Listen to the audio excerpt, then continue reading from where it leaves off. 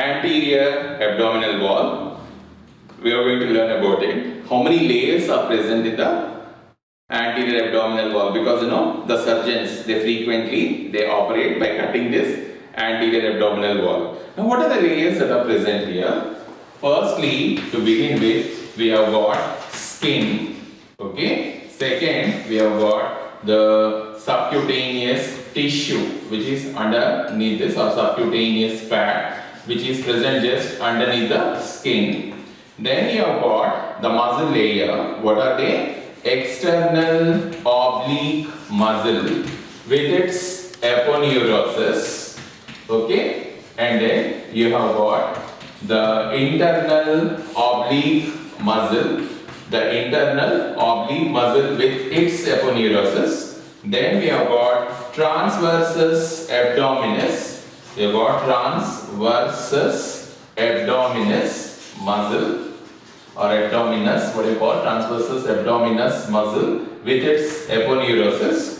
Then you have got fascia transversalis, fascia transversalis, and then you have got the extraperitoneal connective tissue, the extraperitoneal connective tissue, and then we have got the last layer, the parietal peritoneum, or you can even call it as the peritoneum. So these are the 8 layers of the abdominal wall. These are the 8 layers of the anterior abdominal wall. If you see at the first, we have got skin. The skin which is present in the anterior abdominal wall, it is showing in the center one depression at the surface. It shows one depression which is also called as nevus. It is also called as umbilicus. Okay, it is called nevus or umbilicus, whatever you call. Just underneath that you have got the subcutaneous fat. Underneath that we have got the muscle layer is starting. There are 3 muscles: the external oblique muscle, internal oblique muscle, and transversus abdominis. And please understand, here you are using a word, aponeurosis. You must have heard about this aponeurosis. You know, it is nothing but a modification of a tendon which is more wider and extensive, like a sheet. When you said muscle, we said origin of this is the tendon of origin, this is the tendon of insertion. So how was that? This was the tendon, now that is the muscle belly, and this was another tendon. So here you had the muscle fiber, this is the fleshy belly of the muscle, and here we said these are the tendons which are cord-like. Okay, they are fibrous and cord-like. But if you take the aponeurosis, they are more widely spread like a sheet. So when they are spread like a sheet, what they are going to do? They are going to give extensive area of attachment, and this is because of their area.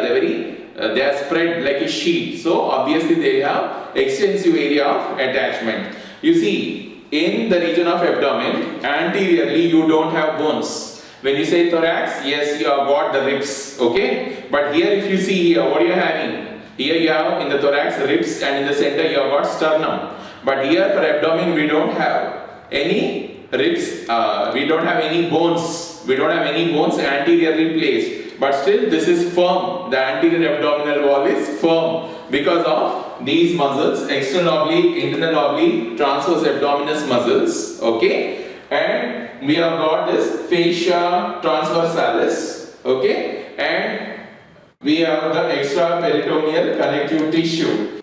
Now here, if you observe, so we have external oblique muscle and its aponeurosis, internal oblique muscle and its aponeurosis, and we have got the transversus abdominis.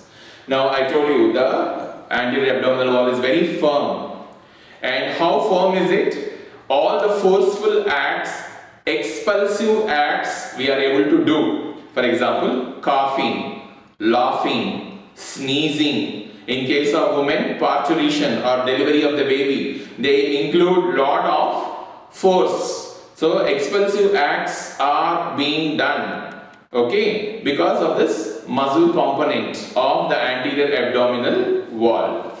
Also defecation, also micturition, yes, they all increase the intra-abdominal pressure. Then we have got fascia transversalis. Below that we have got extraperitoneal connective tissue. This extraperitoneal connective tissue, you know, it is surrounding all the abdominal viscera. If you take the abdominal visceral organs, they are all covered by extraperitoneal connective tissue. Now, what is the proof of this? What is the evidence? If you see the testicles in male, testis, the reproductive organs, these testicles, they are outside the body, you know, they are in the scrotal sac.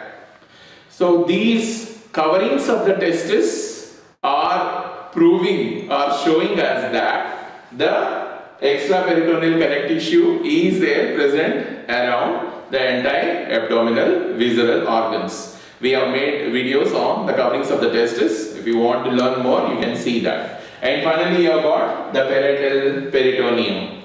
Now, why we should learn these layers of abdomen? See, when you go into an operation theatre and you are excited, okay, to see the surgery, the first question what they will ask is, okay, you have now learned anatomy? You say, yes, I have passed anatomy. Then they say, please tell me the layers of abdomen. And once you tell these layers, they will be very happy. Basically, there are 8 layers, but in front of the linea alba or at the region of linea alba, they are reduced to 6. Okay, so you can tell there are 8 layers. Okay, or at the region of linea alba, they are reduced to 6 layers. Both are right. And you know, when the surgeon is after finishing his surgery, that is the abdominal, when he finishes his surgery of the abdominal organs, he is now closing the abdomen. So what he has to do? He has to suture. So he will be suturing this layer by layer from below upwards. You are understanding? For muscle there is a separate suture for skin, material, and for skin there is a separate suture material. So he will be asking the nurse, sister, now give me catgut, now give me muscle core, whatever it is, or now give me thread. So like that he will be asking the different suture material as he is closing layer by layer. Is that fine? Thank you.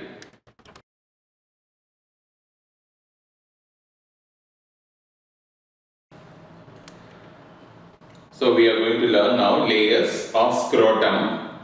Scrotum actually means a bag. It is divided into right and left halves. In the scrotum we have, for example, in the right half of the scrotum we have right testicle, epididymis, and the lower portion of the right sided spermatic cord.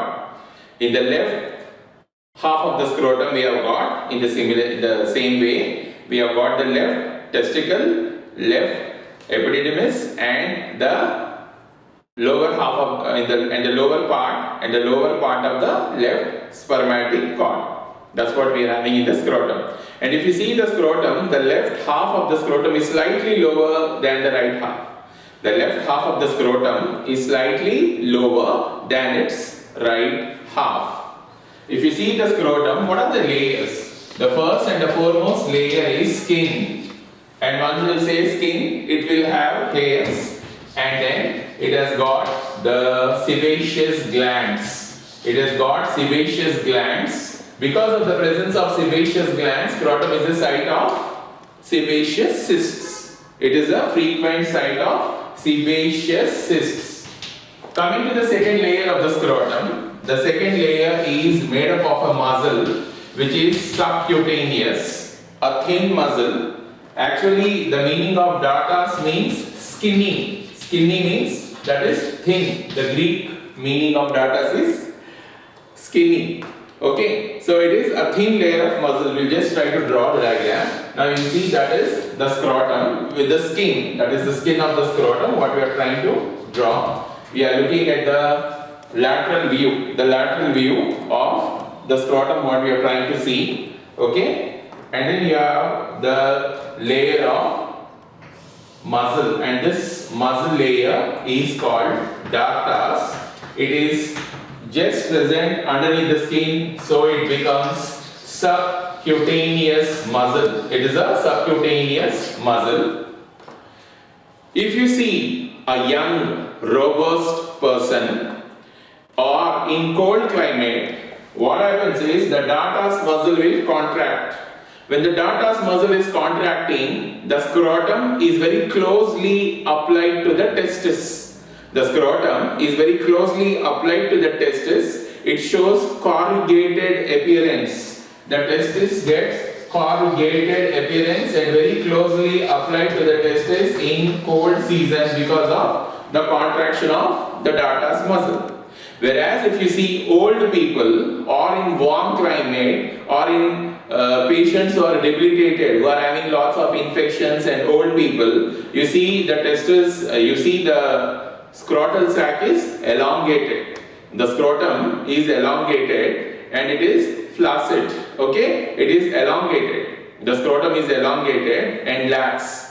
The scrotum is elongated and lax in old people and debilitated people because the dartas muscle is relaxing. So you know dartas muscle is very important because it is regulating the temperature. You know, according to the temperature it is changing its position and then it is protecting the testis. So here if you see the dartas muscle, I am repeating once again, you can cut all that in editing. Now dartas muscle, the basic meaning of dartas means skinny, that is very thin, because it is present just underneath the skin, it is a subcutaneous muscle. Please understand, in case of young people, robust, well-built people, and in cold climates, the dartas muscle is contracted. And the scrotum is very closely applied to the testis. The scrotum is very closely applied to the testis. It has got a corrugated appearance and is closely applied to the testis in cold conditions and in robust and well-built young people. Coming to the appearance of the scrotum in an elderly person or an old man or a debilitated person or in warm conditions, it is lax. It is elongated. The scrotum is lax and elongated in warm conditions, elderly people and debilitated people because there is relaxation of dartas muscle. And coming to the third layer, that is the external spermatic fascia. This external spermatic fascia is basically derived from the external oblique muscle. Okay? It is derived from the external oblique muscle. So this is your external, this is the external spermatic fascia. Then coming to the fourth layer of the scrotum. The fourth layer of the scrotum is cremasteric fascia. That is the cremasteric fascia, okay, or the cremasteric muscle, you know, the small loops. This cremasteric, this fascia, this cremasteric fascia is derived from the muscle internal oblique. So here you are getting these small loops, okay. So this is what you call cremasteric fascia, which is derived from the internal oblique. Now fifth is the internal spermatic fascia. The internal spermatic fascia is the fifth layer, and this fifth layer is derived from fascia transversalis. From the fascia transversalis, you are having the fifth layer, that is the internal spermatic fascia. Okay, so these are all the layers of the scrotum. What are they? They are skin, dartas muscle, external spermatic fascia, cremasteric, and the internal spermatic fascia. You are understanding? Please understand, the scrotum is supplied by two different nerves. The anterior 1/3 of the scrotum is supplied by L1, the first lumbar segment, via ilioinguinal nerve and genital branch of genitofemoral nerve. Ilioinguinal nerve and genital branch of genitofemoral nerve. So the L1 is supplying anterior 1/3 of the scrotum. Coming to the posterior 2/3 of the scrotum, it is supplied by S3. That is the third sacral segment is supplying the posterior 2/3 of the scrotum via the posterior scrotal nerves, via the branches of the posterior scrotal nerves, this S3 segment. Now you see the dermatomes are not overlapping. Anterior 1/3 is supplied by L1, that is first lumbar segment. Then The posterior 2/3 is separated by third sacral segment. So there is a lot of gap between the dermatomes. And coming to the blood supply, the branches of superficial external pudendal, deep external pudendal arteries and the branches of the cremasteric arteries, they are all supplying the scrotum. And it is the frequent site of sebaceous cysts because sebaceous glands are present, and also it is the frequent site of edema. It is the frequent site of edema. Thank you.